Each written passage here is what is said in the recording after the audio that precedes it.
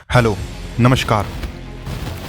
Open सी में आप किसी भी डायरेक्शन में देखिए, इन डीप और वास्ट ओशियंस में आपको अपने विजन के लिमिटेशंस का एहसास होगा।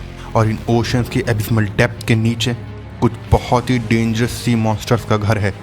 और ये मैसिव सी क्रिएचर्स आज तक दुनिया को डराते रहे हैं। समुद्र के अंदर रहने वाले कुछ ओशियन क्रिएचर्स तो ब्लड थ्रस्टी यानी खून के प्यासे होते हैं, और कुछ तो बहुत ही खतरनाक किलिंग मशीन्स की तरह हैं। और कुछ क्रिएचर्स दिखने में बहुत ही अलग और डरावने होते हैं।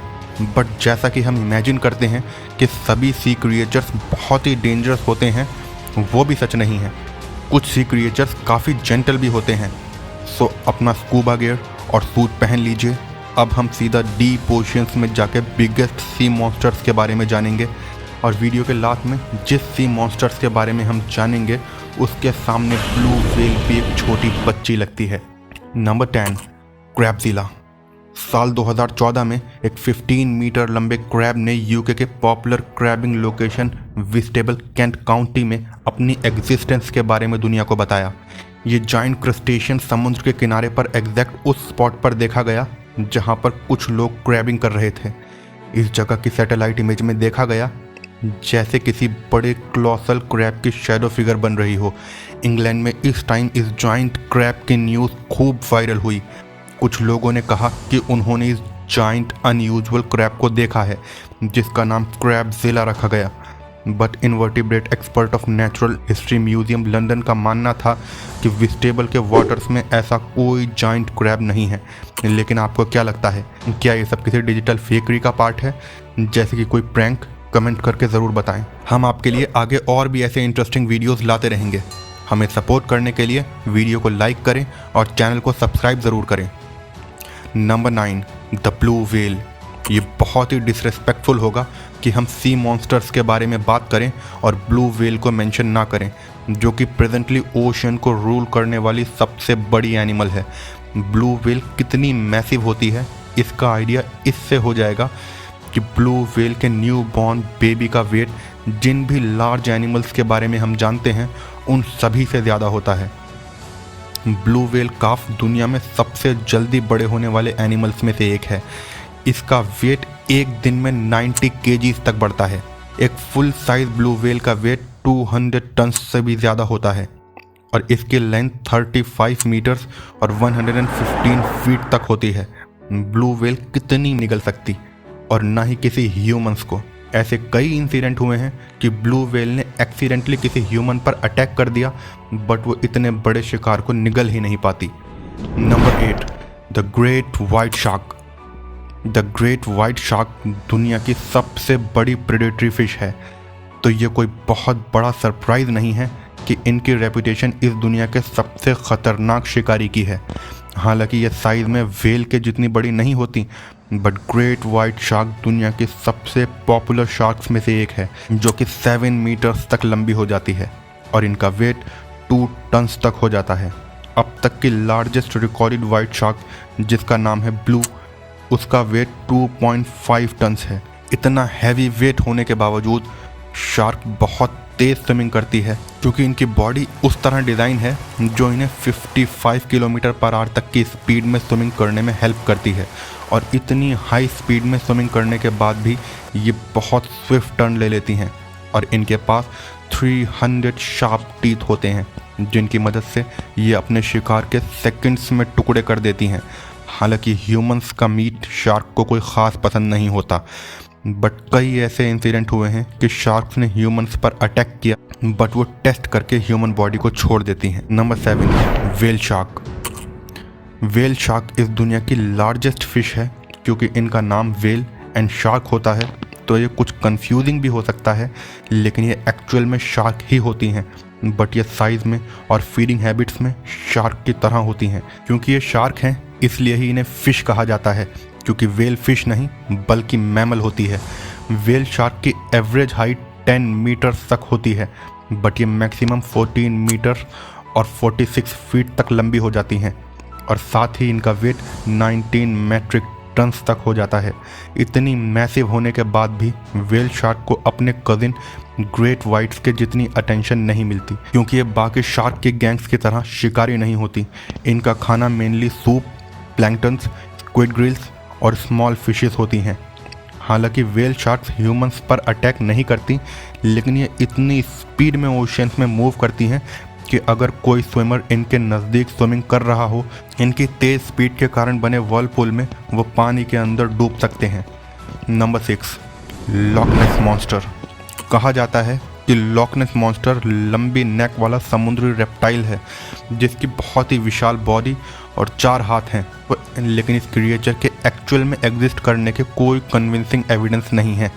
जैसा लॉक नेस मॉन्स्टर्स के बारे में बताया जाता है, ये एलेमेसोरस जो कि एक्सटिंक्ट हो चुके हैं उनके जैसा लगता है, जिसकी बॉडी क्रोकोडाइल की तरह और इसकी नेक डायनासोर्स जैसी लगती है। रिसर्चर्स को 76 मिलियन ईयर ओल्ड प्लेशियोसोर्स के फॉसिल्स मिले जो कि लॉक नेस मॉन्स्टर जैसे ही रिवर ड्वेलिंग स्पीसीज है, लेकिन ये ओशन ड्वेलिंग स्पीसीज लॉक नेस मॉन्स्टर से काफ़ी छोटा था। प्लेशियोसोर्स 50 मीटर्स तक लंबा होता था और इसकी नेक इतनी लंबी थी कि ये इसे ज़्यादा देर तक पानी के बाहर नहीं रख पाता था। ये बहुत स्लो स्विमर था और ये अपनी पूरी बॉडी को डीप डार्क वाटर्स में छुपाकर केवल अपनी नेक बाहर निकालकर फिश के ग्रुप पर अटैक करके अपना शिकार करता है। Number 5, the great S turtle.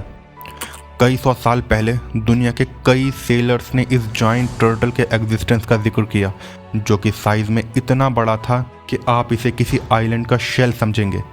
एस्पाडोशालोन के एंशिएंट माइथोलॉजी में भी इस जाइंट टर्टल का इसी तरह जिक्र है। ओशन में एक सेलर ओशन की लॉन्ग जर्नी के बाद किनारे पर पहुंचने के लिए बहुत एक्साइटिंग था, लेकिन शिप पर बैठे सेलर्स इस बात से अनजान थे एक्चुअली जिस किनारे को वो आइलैंड समझ रहे हैं वो कोई आइलैंड नहीं बल्कि ग्रेट एस टर्टल का शेल है, जिस पर पैर रखते ही उनका डूब कर मर जाना निश्चित था। ये मिस्टीरियस मॉन्स्टर साइज में इतना बड़ा होने के कारण अपने मूवमेंट से पानी में स्टॉर्म तक ला सकता था, जिसकी वजह से आसपास के शिप्स और सेलर्स पानी में डूब जाते थे। बट ग्रेट एस टर्टल बाकी सी मॉन्स्टर्स की तरह कॉमन और वेल नोन नहीं है, लेकिन एंशिएंट माइथोलॉजी में इसकी स्टोरीज किसी पहेली जैसी हैं। Number 4, the Kraken. The legendary Kraken is the biggest sea monster ever imagined by humankind. Nordic tolls की माइथोलॉजिकल स्टोरीज में इसका जिक्र आता है, लेकिन इस जाइंट बीस्ट को कभी समुद्र में देखा नहीं गया और ना ही इसकी एग्जिस्टेंस कभी प्रूव हो पाई। लेकिन ये मॉन्स्टर एज पर माइथोलॉजी 2 सेफेलोपॉड्स जैसे स्क्विड्स और पैसिफिक ऑक्टोपस के जैसा दिखता है। ओशन सेलर्स के बीच अक्सर क्रैकन के बारे में बात होती है। अपनी वास्टनेस की वजह से मैसिव स्क्विड से इसकी तुलना होती है। ये बहुत ही डरावना सी मॉन्स्टर है जो शिप्स को अपने जाइंट टेंटिकल्स से ड्रैग करके समुद्र की गहराई में ले जाता है, और इन सब स्टोरीज का जिक्र एंशिएंट माइथोलॉजी में होता है। कुछ लोगों का मानना है कि ऐसा क्रिएचर रियल लाइफ में एग्जिस्ट करता है। कुछ लोगों ने कई नॉर्मल साइज से बड़े स्क्विड्स देखे जिनका साइज 30 मीटर से भी ज़्यादा था, जिसकी वजह से इस जाइंट की इन माइथोलॉजिकल स्टोरीज को और हवा मिल जाती है। क्रैकन की इन स्टोरीज पर यकीन करना थोड़ा सा मुश्किल है, लेकिन अगर ऐसा मॉन्स्टर सच में एग्जिस्ट करता भी होगा तो हम यही प्रे करेंगे कि वो बस फिश ही खाता हो। Number 3, the largest marine reptile. The largest marine reptile fish reptile family को बिलोंग करता है। ये massive marine reptile 250 million year olds पहले इवॉल्व होना शुरू हुआ और अब से 90 मिलियन ईयर्स पहले ये एक्सटिंक्ट हो गए। ऐसा कहा जाता है कि ये 26 मीटर्स तक लंबे हो जाते थे, लगभग ब्लू व्हेल के जितने बड़े।